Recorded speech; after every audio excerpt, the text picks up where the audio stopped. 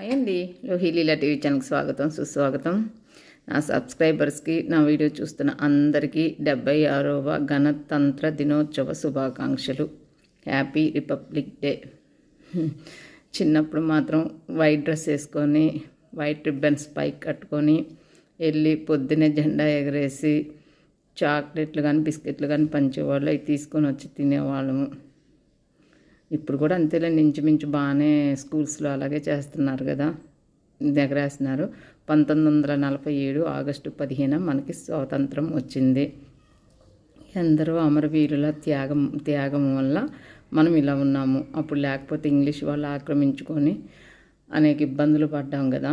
2 దశాబ్దాలు, దశాబ్దం అంటే 10 సంవత్సరాలు, అంటే ఇంచుమించు 2 దశాబ్దాలు అంటే 20 సంవత్సరాలు. 1947 ఆగస్టు 15 స్వాతంత్రం వచ్చిన 1950 జనవరి 26న రాజ్యాంగం ఏర్పడింది. అందుకని 1950 జనవరి 26 మనం ప్రత్యేకంగా జరుపుకుంటున్నాము. 1949 నవంబర్నే వచ్చిన అది ఆమోదం పొందింది మాత్రం జనవరి 26న. అందుకని ఇలా చేసుకుంటున్నాము.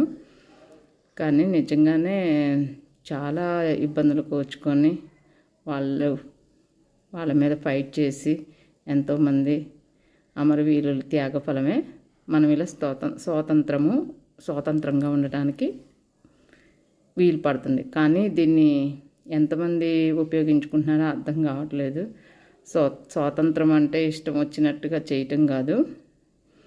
మనం ఏదైనా సరే దేశానికి ఉపయోగపడకపోయినా పర్వాలేదు, కానీ మన వల్ల నష్టం జరగకుండా ఉంటే చాలు. ఎందుకంటే ఎవరికోళ్ళు బతికినా కానీ ప్రపంచం ఉత్తమంగానే ఉంటుంది, ఒకరికి అన్యాయం చేయకుండా. అలా కాకుండా ఏదో ఒకటి ఒకరికి అన్యాయం చేస్తూ పోతూ ఉంటే చూడండి, ఇప్పుడు అన్ని కథలు స్టోరీలు అవన్నీ చదువుతున్నా కూడా అట్లాగే ఒక్కొక్కసారి ఎందుకు